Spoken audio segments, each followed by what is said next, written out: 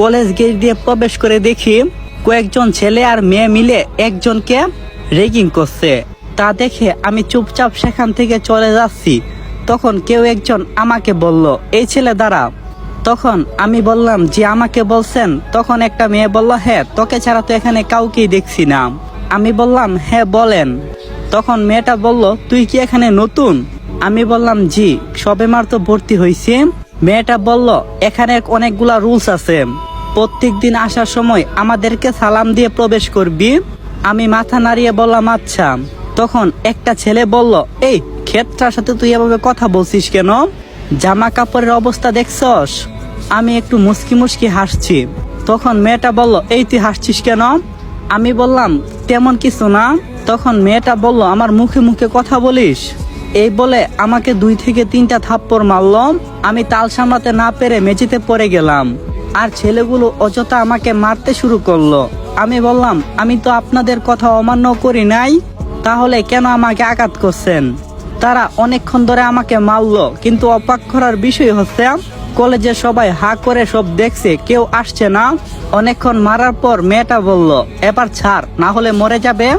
আর তোকে যা বলছি তা মনে থাকবে তো? আমি বললাম, জি আপু। এই বলে ক্লাসরুমে চলে আসলাম। সবার পিছনে সিটে বসলাম, কারণ প্রথমের সিটে যখন বসতে আসিলাম তখন কয়েকজন বলল, এখানে নাকি কলেজের প্রিন্সিপালের মেয়ে এবং তার বন্ধুরা বসে, তাই আমাকে পিছনে বসতে বলল। আমি তাদের কথা মতো পিছনের সিটে বসলাম। ক্লাস শুরু হতে আর কিছুক্ষণ বাকি। তখন দেখলাম আমাকে যে সকালে মারছিল তারা এই রুমে প্রবেশ করছে।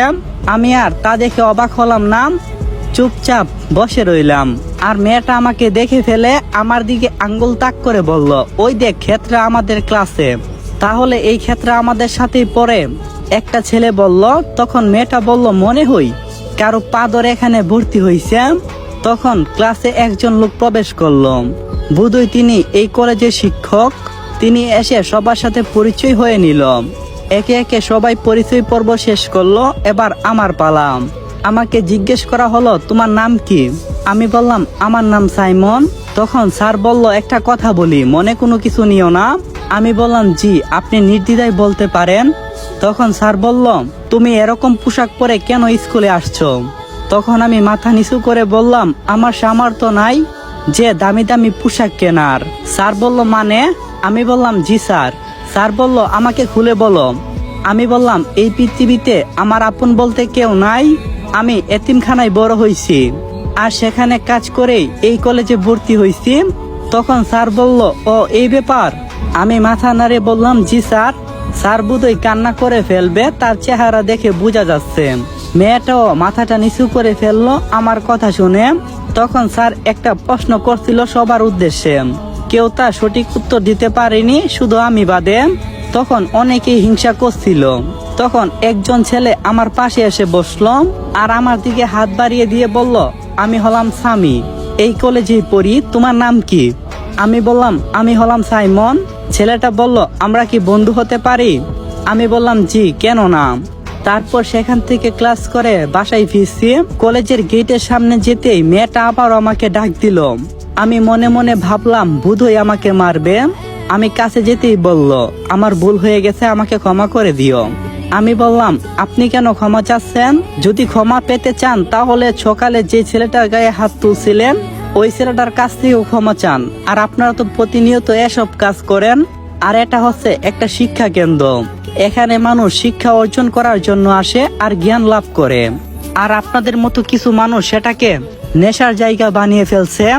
আমি এই বলে সেখান থেকে চলে আসছি। তখন একটা ছেলে এসে সজোরে আমাকে লাথি দিয়ে ফেলে দিল, আর আমাকে বলতে লাগলো, মুখে মুখে এত বড় কথা, ছোট লোকের বাচ্চা। আমি বললাম, ভাই, যা সত্যি আমি তাই বলছি, যদি আপনি আমাকে মেরে ফেলেন তারপরও আমি বলবো। তখন মেয়েটা বলল, ওকে ছেড়ে দে। আমি সেখান থেকে হামাগুড়ি দিয়ে উড়তে উড়তে বাসায় চলে আসছি। আজ অনেক মনে পড়ছে আমার ফ্যামিলির কথা, তাই সুলাইমান চাচার কাছে জিজ্ঞাসা করলাম, চাচা, আমার কি বাবা মা নেই? চাচা বলল, তা তো আমি জানি না, কিন্তু খোঁজ করতে হবে।